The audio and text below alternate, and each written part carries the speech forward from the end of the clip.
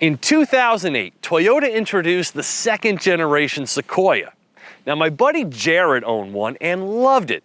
And as the years went on, he would occasionally ping me asking me if I knew anything about the next model redesign. Now, even knowing Toyota as I do, I never imagined it would be 2022 before the next full redesign would arrive. And in case you're wondering, Jared got tired of waiting and moved on to a Q7. But here it is, the all-new third generation Sequoia. And I'm going to give you 4 things you're going to love about it and 4 things you probably won't. While the Highlander is Toyota's blue-collar family mover, the Sequoia occupies a much loftier market position. As the name implies, it's big, 3 inches longer than before. It's now available in a 7 or 8 passenger configuration, sources power from a V6 hybrid engine, and produces substantially more oomph, while at the same time netting vastly improved fuel economy. The styling is stellar. It's everything you'd want in an $80,000 top trim SUV. It's bold, but not ostentatious. The wheel size has increased from 20 to 22 inches, and it has this sporty, rugged, yet elegant stance. Now, the wheelbase is the same as before, but the overall length of the vehicle has increased by 3 inches, so unfortunately, it won't fit in my garage. There's this big, modern touchscreen infotainment system with wireless phone projection. And because it's within easy reach of the driver, you don't need to have redundancy controls down here on the center console. Though the layout of its features isn't exactly my favorite, this is 14 inches of multimedia peacocking that will have everyone talking. The V8 is gone, but you won't miss it. This new twin-turbo V6 hybrid is the most important and exciting Sequoia upgrade. With up to 583 pound-feet of torque on tap, in sounds you'd swear were coming from 8 cylinders, the Sequoia drives like a boss. And it leaves its abysmal gas mileage in the past. 14 mpg has been replaced by 20 mpg, which also increases its driving range to 450 miles.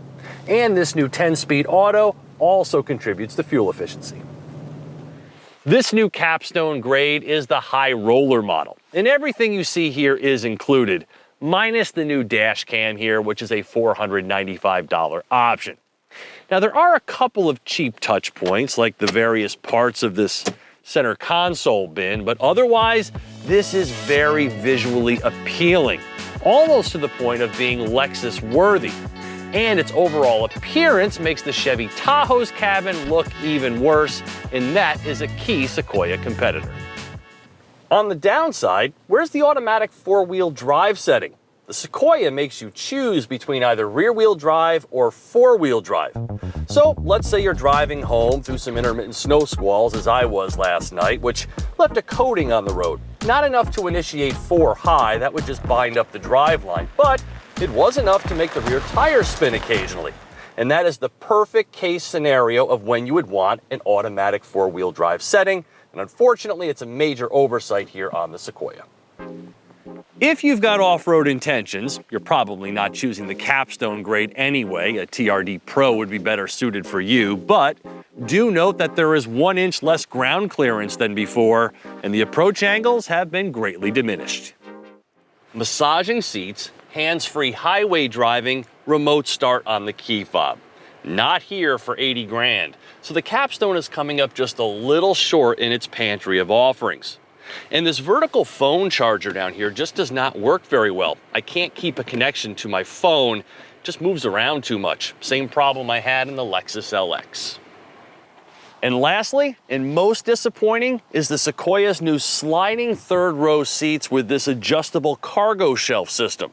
Now, as I learned yesterday trying to get a chair home from the furniture store, the inability to create a low flat load floor here is the Sequoia's biggest no-no. No matter where you place this shelf, these seats are still in the way. There is also less headroom, less leg room, and less shoulder room, and the cargo room behind the 1st and 2nd row seats has been greatly diminished.